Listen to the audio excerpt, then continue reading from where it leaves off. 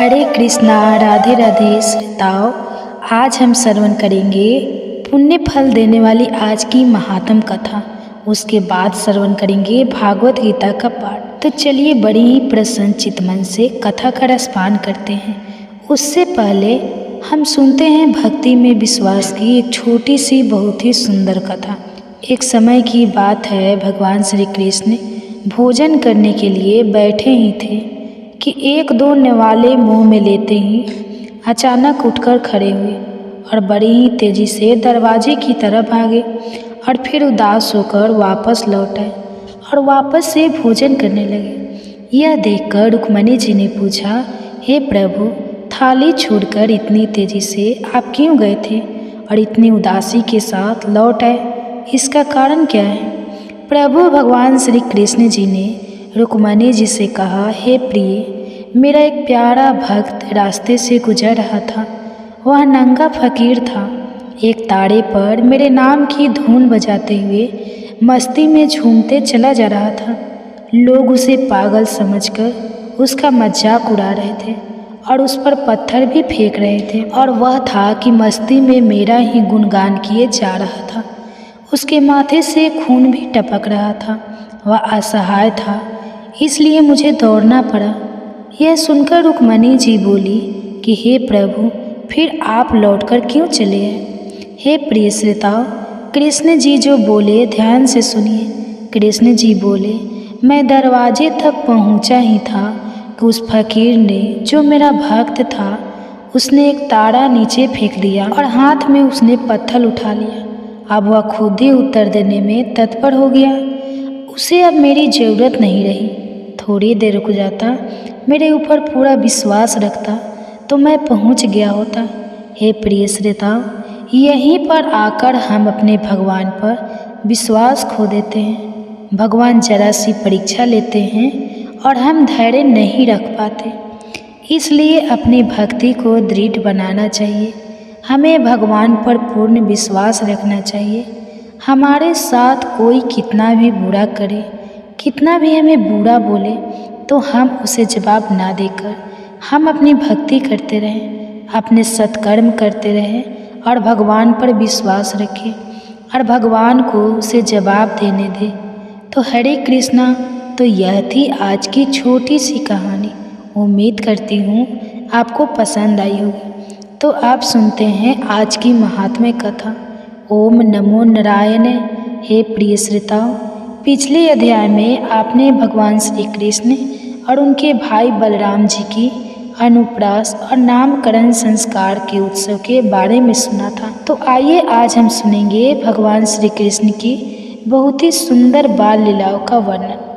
भगवान श्री नारायण कहते हैं, हे देवर्षि नारद, एक दिन नंद रानी यशोदा स्नान करने के लिए यमुना तट पर गई और इधर मधुसूदन श्री कृष्ण दही माखन आदि से भरे पूरे घर को देखकर बड़े ही खुश हुए और घर में जो दही, दूध, घी और माखन रखा हुआ था वह सब अपने आप भोग लगा गए और छकरा मिष्ठान विशेष लदा हुआ था, उसे भी खा पीकर अपने आप कपड़ों से मुंह पोंछने की तैयारी कर रहे थे। और इतने में ही गोपी यशोदा नहाकर अपने घर लौट आई।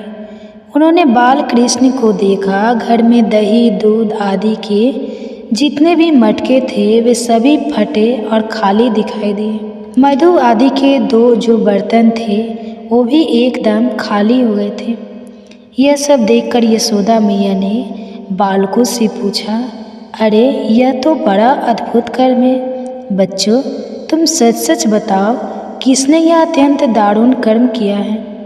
यशोदा जी की बात सुनकर सभी बालक एक साथ बोल उठे, मैया मैया, हम सच कहते हैं, तुम्हारा लाला ही सब खा गया, हम लोगों को बिल्कुल भी नहीं दिया। बालकों का यह वचन सुनकर नंद रानी को क्रोध आया और लाल लाल आँखी किए बेत लेकर दौड़ी और इधर गोविंद भाग निकले। मैया उन्हें पकड़ ना सके। भला जो शिवादि के ध्यान में भी नहीं आते हो, योगियों के लिए भी जिन्हें पकड़ पाना अत्यंत कठिन है, उन्हें यशोदा जी कैसे पकड़ पाती? भला यशोदा जी पीछे पीछे और कान्हा जी आगे आगे। मैया का शरीर पसीने से लथपथ हो गया और वे मन ही मन क्रोध भरकर खड़ी हुई। उन्हें कंठ उठा और तालु सूख गए थे। माता को ऐसा थकी हुई देखकर कृपालु पुरुषोत्तम जगदीश्वर श्री कृष्ण मुस्कुराते हुए उनके सामने आकर खड़े हुए और फिर नंद रानी उनका हाथ पकड़कर अपने घर ले आए। उन्होंने मधुसूदन को एक वस्त्र से पेड़ के साथ बांध दिया। श्री कृष्ण को बांधकर यशोदा अपने घर में चली गई तथा जगतपति परमेश्वर श्रीहरि एक पेड़ के जड़ के पास खड़े रहे। हे देवर्षि नारद, श्री कृष्ण के स्पर्श मात्र से ही वह पर्वता का वृक्ष अचानक भयानक शब्द करके वहां गिर पड़ा। उस पेड़ से सुंदर वेशधारी एक दिव्य पुरुष प्रकट हुआ। वह रत्नम अलंकारों से विभूषित गौर वर्ण तथा किशोर अवस्था का था। स्वर्णमय श्रृंगार से विभूषित जगदीश्वर श्री कृष्ण को प्रणाम करके वह दिव्य पुरुष मुस्कुराता हुआ दिव्य रथ पर आरूढ़ हुआ और अपने घर को चला गया। वृक्ष को गिरते देखकर ब्रजेश्वरी यशोदा भय से काँप उठी। उन्होंने रोते हुए बालक श्याम सुंदर को उठाकर अपनी छाती से लगा लिया और इतने में ही गोकुल के गोप और गोपियाँ उनके घर में आ पहुँचे। वे सब की सब यशोदा मैया को फटकार में लगी। उन्होंने प्रसन्नतापूर्वक शिशु की रक्षा के लिए शांति कर्म किया। हे नारद, सब गोपियाँ यशोदा से कहने लगी कि हे नंदरानी, अत्यंत वृद्धा अवस्था में तुम्हें यह पुत्र प्राप्त हुआ है। संसार में जो भी धन धान्य तथा रत्न है वह सब पुत्र के लिए ही तो है। आज हमने सचमुच यह जान लिया कि तुम्हारे भीतर सबुद्धि नहीं है। जो खाद्य पदार्थ पुत्र ने नहीं खाया वह सब इस भूतल पर निष्फल ही है, और जो निष्ठुर तुमने दही दूध के लिए अपने लाला को पेड़ की जड़ में बांध दिया और स्वयं घर के काम काज में लग गए। देववश वृक्ष गिर पड़ा, लेकिन हम गोपियों के सौभाग्य से वृक्ष के गिरने पर भी बालक जीवित बच गए। अरे मूढ़ी बालक, यदि बालक नष्ट हो जाता तो इन वस्तुओं का क्या प्रयोजन था। श्री नंद जी ने भी यशोदा को उलाहना दिया। ब्राह्मणों और बंदी जनों ने बालक को शुभ आशीर्वाद दिए। सबने मिलकर ब्राह्मणों से श्रीहरि का नाम कीर्तन करवाया। हे प्रिय श्रोताओ, फिर नारद जी ने नारायण जी से पूछा, हे भगवान, वह सुंदर वेशधारी पुरुष कौन था जो गोकुल में वृक्ष होकर रहता था और किस कारण से उसे वृक्ष होना पड़ा था। फिर भगवान श्री नारायण बोले, नारद, एक बार कुबेर पुत्र नल कुबर अप्सरा रंभा के साथ नंदन वन में चला गया। वहाँ उसने तरह तरह के विहार किया। इसी समय महर्षि देवल उधर से निकले। उनकी दृष्टि नलकर और रंभा पर पड़ गई। उसके बाद क्या हुआ अगर आप सुनना चाहते हैं तो कल के अध्याय जरूर देखिए। इसके लिए चैनल को सब्सक्राइब कर लीजिए ताकि कल का अध्याय आपसे मिस ना हो। तो आप सुनिए भागवत गीता का पाठ। माँ की उपासना का फल, ईश्वर की प्रिय भक्तों का वर्णन, ईश्वर की भक्ति से परम गति का मिलना, इन सब के विषय में श्री भगवान बड़े ही सुंदर तरीके से बताते हैं। अर्जुन केशव से पूछते हैं, केशव, जो भक्त पूरी श्रद्धा और निष्ठा से तेरे व्यापक गुण में रूप की उपासना करते हैं और दूसरे उस अव्यक्त मीनाक्षी निर्गुण ब्रह्मा की उपासना करते हैं, इन दोनों में योग में अधिक और उत्तम है। भगवान उत्तर देते हैं, पार्थ, जो लोग अपने मन को मेरे गुण में रूप में स्थिर करके पूरी श्रद्धा और निष्ठा से मेरी उपासना करते हैं, उनको मैं योग में सबसे उत्तम मानता हूँ। लेकिन जो लोग अपने सभी इंद्रियों को अच्छी तरह अपने वश में करके मन और बुद्धि से भी परे उस व्यक्ति और सदा ही एक साथ रहने वाले नित्य चल निराकार अविनाशी ब्रह्मा किन्नर की एक ही भाव से ध्यान करते हुए पूजा और उपासना करते हैं, वह सभी प्राणियों का कल्याण करने में आनंद अनुभव करते हुए सब दिशाओं और परिस्थितियों के समान जीत रहते हुए बाकी अन्य लोगों की तरह ही मुझे को ही प्राप्त करते हैं। लेकिन जो अव्यक्त ब्रह्मा की उपासना में लगे रहते हैं, उनकी कठिनाई न कहीं अधिक होती है क्योंकि गद्दारी प्राणियों द्वारा व्यक्त कर लक्ष्य प्राप्त करना बहुत ही कठिन है, परंतु जो लोग अपने सभी कर्मों में समर्पित करके मुझको उन्हें गुरु परमेश्वर में ही ध्यान लगाकर पूरी निष्ठा और श्रद्धा से लगातार चिंतन करते हुए मेरी उपासना करते हैं, जो अपने विचारों को सदा मुझे यह लगाए रखते हैं, उनका मैं व्यक्ति द्वारा सीमित इस संसार रूपी समुद्र से जल्दी उद्धार कर देता हूँ। इसलिए पार्थ, अपने मन और अपनी बुद्धि दोनों को मुझे यह लगा, उसके बाद तो बिना संदेह है केवल मुझ में ही निवास करता रहेगा।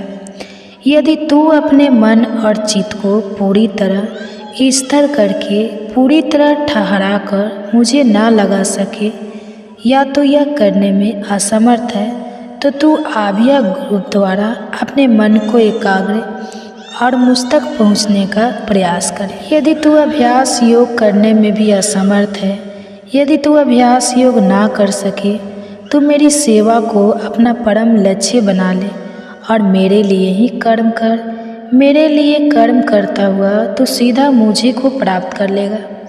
यदि तू यह भी करने में असमर्थ है, तो अपने मन और बुद्धि को वश में करके मुझ में शरण लेकर कर्मों से मिलने वाले सभी फलों को त्यागते ज्ञान अभिमान से अच्छा है, और ज्ञान से अच्छा है ज्ञान भरा ध्यान, और इस ध्यान से भी अच्छा और श्रेष्ठ है कर्मों के फल अत्याचार, क्योंकि कर्मों के फल का त्याग करते ही मनुष्य को तुरंत शांति मिल जाती है। जो व्यक्ति किसी से द्वेष नहीं करता, जो बिना स्वार्थ सबसे प्रेम करता है, जो दयालु है, इसमें अहंकार की भावना नहीं है, जो कि सुख और दुख दोनों में ही समान रहता है, जो धैर्यवान है, जो हमेशा ही संतुलित रहता है, जो अपने आप को मन और इंद्रियों सहित वश में रखता है, जो पक्के इरादे वाला है, और जिसने अपना मन और अपनी बुद्धि को मुफ्त में पूरी तरह समेट कर दिया है, वह मेरा भक्त मुझे अत्यंत प्रिय है, जिससे किसी को दुख नहीं पहुंचा और जो किसी के दुख में वितरित भी नहीं होता, जो संसार से नहीं घबराता और जिससे संसार नहीं घबराता, जो आनंद, क्रोध, भय, ईर्ष्याई, हर्ष, चिंता इन सब से रहित है, वैसे भक्त मुझे प्रिय है, जिसे किसी से कोई भी आशा नहीं है, जो भीतर और बाहर से भी शुद्ध है, जो कर्म में कुशल है, जो चिंता रहित है, जो दुखों से मुक्त है, और जो कर्म फिर किसी भी फल के लिए कोई भी कोशिश नहीं करता, ऐसा भक्त मुझे बेहद ही प्रिय है, जो ना ही प्रसन्न होता है, ना ही दुख मानता है, ना ही द्वेष करता है, ना इच्छा करता है, जिसने भले और बुरे दोनों प्रकार के कर्मों को त्याग दिया है, और जो इस प्रकार मेरी भक्ति करता है, वह भक्त मुझे प्रिय है। वे शत्रु और मित्र में मान और अपमान में सर्दी और गर्मी में सुख और दुख में निंदा और प्रशंसा में इन सभी परिस्थितियों में समान रहता है, जो लगन से मुक्त है, जो अपनी वाणी को अपने वश में रखता है, और जो कुछ मिल जाए उसी में संतुष्ट रहा है, जिसे रहने के स्थान से कोई ममता लगा लुटा सकती नहीं है, और जिसकी बुद्धि स्थिर है, ऐसा वह भक्त मुझे प्रिय है। लेकिन वह भक्त मुझे सबसे ज़्यादा प्रिय है जो पूरी श्रद्धा से अपना सर्वश्रेष्ठ लक्ष्य मानते हुए मुझसे पूरी तरह जुड़कर हमारे ज्ञान का अनुसरण करता है। इसी के साथ भागवत गीता का 12वां अध्याय खत्म होता है। बाकी के अध्याय भी आपको जल्द ही चैनल पर देखने को मिलेंगे। इसके लिए चैनल को सब्सक्राइब जरूर करें ताकि अगले अध्याय आपसे कभी भी मिस ना हो। और यदि आप काफ़ी समय बाद यह वीडियो देख रहे हैं तो हमारे चैनल की भगवत गीता प्लेलिस्ट में मिल जाएंगे। और कमेंट्स में आपको हमारे द्वारा किया गया यह यत्न कैसा लगा यह ज़रूर बताएं। भगवान अर्जुन को दिव्य दृष्टि देकर उसको अपने दिव्य रूप दिखाते हैं। इस अध्याय में दिव्य रूप का वर्णन किया गया है। भगवान से निवेदन और भगवान की स्तुति के लोग भगवान की कृपा का अवशासन, यह सब इस अध्ययन में बताया गया है। उसमें बताया गया कि से विनती करते हैं, आपने जो मुझ पर कृपा करके आत्मा के संबंध में मुझे जो यह रहस्य है उसकी वजह से अपनों के प्रति ही गया है। मैंने आपसे वस्तुओं के साथ और भी अनेक विभिन्न वस्तुएं होने वाले गुणों के बारे में विस्तार से सब कुछ सुना है, जिसको कि मैं एकदम सत्य मानता हूँ और जिसे सुनकर मैं आप ईश्वरीय दिव्य रूप देखना चाहती हूँ। यदि आप यह समझते हैं कि मुझे यह दिव्य रूप दे सकता है तो हे भगवान कि आप वह अपने कभी भी नष्ट न होने वाला दिव्य रूप दिखाइए। अर्जुन की इस विनती पर भगवान उस पर कृपा करते हैं और कहते हैं, लो तू बार तो मेरे सैकड़ों हजारों अलग अलग प्रकार, रंग और आकार वाले विविध रूप को देख लो। आदित्य को, रुद्र को, पक्षुओं को, दोनों अश्विनी कुमारों को और देवताओं के विपत अलग रूपों को देख और भी मेरे ऐश्वर्य भरे रूप को देख, जिन्हें तुमने पहले कभी नहीं देखा है। आज तो ये सारे जगत को, इस सारी सृष्टि को और इसके अलावा जो कुछ भी तू देखना चाहता है सबको तुम मेरे शरीर में एक ही जगह तय देखो, लेकिन यह सब तू इन मालवीय आँखों से नहीं देख पाएगा। मैं तुझे दिव्य दृष्टि देता हूँ तो मेरे दिव्य रूप और मेरे ऐश्वर्य को देख। यह कहकर महायोगेश्वर हरि ने अर्जुन को दिव्य दृष्टि प्रदान की और उसके सामने अपना सबसे सर्वश्रेष्ठ दिव्य विराट रूप प्रकट किया। वह रूप अनेक मुद्दों और नेत्रों वाला था। उसमें अनेक आश्चर्यजनक दृश्य थे। अनेक दिव्य आभूषण और की माला पहने हुए थे। उसने अनेक दिव्य शस्त्र उठाए हुए थे। वह रूप सभी ऐश्वर्य और से भरा हुआ था। वह दिव्य तेज वाला, अनंत और सर्वव्यापी था। यदि आकाश में कई सूर्य एक साथ भी चमक उठे तो फिर भी वह उस परमात्मा के दिव्य रूप से देश के बराबर शायद ही हो सके। वह अर्जुन ने उस देवों के भी देव के शरीर में अनेक रूप में बड़े हुए सारे संसार को, सारी सृष्टि को एक ही जगह इकट्ठा देखा। तब अर्जुन आश्चर्यचकित हो गया। उसके रोंगटे खड़े हो गए।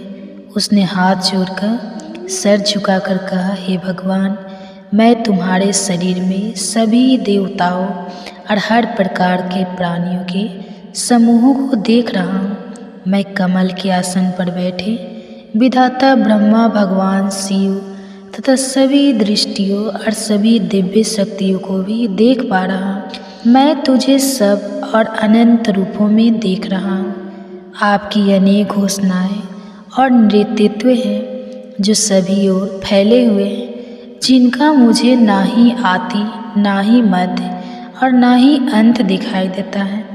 मैं तुझे मुकुट, चक्र और गदा धारण किए सभी और चमकते हुए प्रकाश की तेज संभोग के रूप में देख रहा हूँ, जिसको कि देख पाना बेहद कठिन है। जो सब और धधकती हुई आग सूर्य के समान चकाधौ करने वाला है। आप अनीश्वर भगवान हो, जिसका ज्ञान प्राप्त किया जाना चाहिए। आप इस संसार के पूर्ण आधार हो। आप स्वास्थ्य धर्म के परम रक्षक हो। मैं जान गया हूँ कि आप ही सनातन पुरुषों में देख पा रहा हूँ कि आपका ना ही कोई आदि है, ना ही मध्य और ना ही अंत है। आपका समर्थ अनंत है। आप ही अनगिनत भुजाएं हैं। सूर्य और चंद्रमा आपके निर्भर है। आपका मुख धधकती हुई आग की तरह है और आपके तेज से यह सारा संसार तप रहा है। आकाश और पृथ्वी के बीच कई यह सारा स्थान, तो यह सारी दिशाएं तुम अकेले से भरी हुई है, तो अकेले ही व्याप्त है। जब आपका यह आश्चर्यजनक भयानक रूप दिखाई देता है तो तीनों लोग कांपते हैं। उधर देवताओं के समूह आपके अंदर प्रवेश कर रहे हैं और उनमें से कुछ डरे हुए हैं, हाथ जोड़कर आपकी स्तुति कर रहे हैं। शेरगढ़, आदित्य कारण, पशु गणना, विश्व देवगण और अश्विनी कुमार, पितृगण, अमरुद, गंधर्व और यक्ष प्रश्नों के संभोग सभी आपकी ही ओर देख रहे हैं। आप यह विशाल रूप को देखकर सभी लोग ताप रहे हैं और उन्हीं की तरह मैं अभी कहाँ पर हूँ। आपके इस आकाश को छूने वाले, अनेक रंगों में दमकते और बड़ी बड़ी चमकती हुई आँखों वाले इस रूप को देखकर मेरा मन भय से काँप रहा है। मेरा ना ही धीरज बंध रहा है और ना ही मुझे शांति मिल रही है। जब मैं लपेटे उगलते हुए आपके मुंह को देखता हूँ तो मुझे दिशाएं तक पहुँचने बंद हो जाती है और मैं किसी भी प्रकार संतुलन नहीं बना पा रहा हूँ। देवताओं के स्वामी, मुझ पर दया कीजिए। उधर सभी देवताओं के समूह के साथ राष्ट्र के सभी पुत्र भीष्म, द्रोण, कर्ण तथा हमारे पक्ष के भी प्रमुख योद्धा तुम्हारे मुखी जा रहे हैं। जैसे नदियों की तेज धाराएं समुद्र की ओर दौड़ती चली जाती है और उसमें प्रवेश करती हैं, वैसे ही इस पृथ्वी लोक के वीर योद्धा लपटे उगलते हुए आपके मुख में घुसे जा रहे हैं। जैसे पतंगे जोर से जलती हुई आग पर अपने ही विनाश के लिए तेजी से झपटते हुए आते हैं, वैसे ही यह लोग तेरे विनाश के लिए तेरे मुख में जा रहे हैं। आपके मुख निकलती कोई भयंकर किरणें इस संसार को जला रही है। देवताओं में श्रेष्ठ, मुझे यह बताओ, कितने भयानक रूप वाले आप कौन हैं? आपको प्रणाम है, मुझ पर दया कीजिए। अर्जुन की गुहार पर श्री भगवान कहते हैं, पार्थ, मैं समस्त लोगों का विनाश करने वाला काल हूँ और जो यह लोगों का दमन करने में लगा हुआ है, दोनों सेनाओं में खड़े यह योद्धा तेरे कर्म के बिना भी नहीं बचेंगे। इसलिए तो उठकर खड़ा हो जा, अपने शत्रुओं को हार कर इस समृद्ध राज्य का आनंद ले और यश प्राप्त कर। यह सब तो पहले ही मेरे द्वारा मारे जा चुके हैं। बस तू कारण बन जा और भीष्म, द्रोण, जयद्रथ, कारण तथा और भी अन्य योद्धाओं को मार डाल जो कि पहले ही मेरे द्वारा मारे जा चुके हैं। डर मत, और युद्ध में तो शत्रुओं को अवश्य ही हार जाएगा। लोग विश्व के इन वचनों को सुन तानते हुए अर्जुन ने हाथ जोड़कर कृष्ण को नमस्कार किया और फिर डर के कारण धीमी आवाज में कहा कि हे पार्थ, हे केशव, संसार जो दृश्य के गीत गाने में अनुभव करता है वह ठीक करता है और सारा संसार तेरे ही अनुरूप को प्राप्त हो रहा है। हे राक्षस, डरकर सब दिशाओं में भाग रहे हैं। यह संसार के स्वामी, आप इस सत्य को आप ही असत्य भी हो और उसके भी परे जो भी है वह भी आप ही हो, क्योंकि आप देवों में सच प्रथम, आप ही संसार का आश्रय हो, आप ही जानने वाले हो और आप ही जानने के योग्य भी हो। आप ही सर्वश्रेष्ठ लक्ष्य हो, आपने ही संसार को व्यक्त किया हुआ है। आप यज्ञ हो, आप ही वर्ण हो, आप ही कम हो, आप ही चंद्रमा हो और आप ही सबके प्रजापति ब्रह्मा भी हो। आपको 1000 बार नमस्कार है। आप स्वरूप हो, आपको सब ओर से नमस्कार। आपकी शक्ति की तो कोई सीमा ही नहीं है और आपका बल अनंत है, इसलिए आप ही सब कुछ हो। आपकी इस महिमा को न जानते हुए मैंने आपको, जो कि कीवर्ड थे, यादव ने मित्र आदि कहा है। यदि मैंने कभी भी आपका अनादर प्रकट किया हो, इसके लिए प्रभु मैं आपसे क्षमा मांगता हूँ। आप तो इस जगत के पिता हो, आप ही संसार के पूजनीय हो। तीनों लोकों में आपके समान कोई नहीं है, इसलिए आपसे अधिक तो कोई हो ही नहीं सकता। इसलिए मैं अपने शरीर को आपके सामने झुकाकर आपको प्रणाम करके आप आराध्य प्रभु को पसंद करना चाहता हूँ। मैंने आपका वह रूप देखा है जिसे किसी और ने कभी नहीं देखा और जिसे देखकर मुझे आनंद हुआ है, लेकिन मेरा हृदय है भय से काँप रहा है। प्रभु मुझ पर प्रसन्न होइए और मुझे फिर अपने पहले वाला मानवीय रूप ही दिखाइए। 1000 मुखों वाले विराट रूप में आपको पहले वाले मुकुट और गदा धारण किए हुए देखना चाहता हूँ। हे भगवान, आप फिर अपना मानवीय रूप दिखाइए। और उनके इस निवेदन पर श्री भगवान उसे कहते हैं, पार्थ, मैंने प्रसन्न होकर अपनी दिव्य शक्ति से तुम्हें यह परम रूप दिखाया है, जो कि तेल से भरा विश्वव्यापी अनंत है, जिसे मनुष्य अभी तेरे सिवा किसी और ने नहीं देखा है। मेरे इस भयानक रूप को देखकर तू घबराएगा और विचलित फिर मत हो। वह को त्याग कर प्रसन्न होकर तो फिर मेरे पहले रूप को देख। वासुदेव ने अर्जुन को यह कहकर फिर अपना पहला रूप दिखाया और अपना मानवीय रूप धारण कर अर्जुन को धीरज हुआ। भगवान का मानवीय रूप देखकर अर्जुन शांत हुआ और उसने कहा, हे भगवान, तेरे इस रूप को देखकर बेहतर चित हो गया हूँ और अपनी संभावित स्थिति में लौट आया हूँ। तब श्री कृष्ण ने अर्जुन से कहा, पार्थ, तूने बिना वह रूप देखा है जिसे देख पाना बेहद कठिन है। देवताओं को भी यह रूप देखने की लालसा लगी ही रहती है।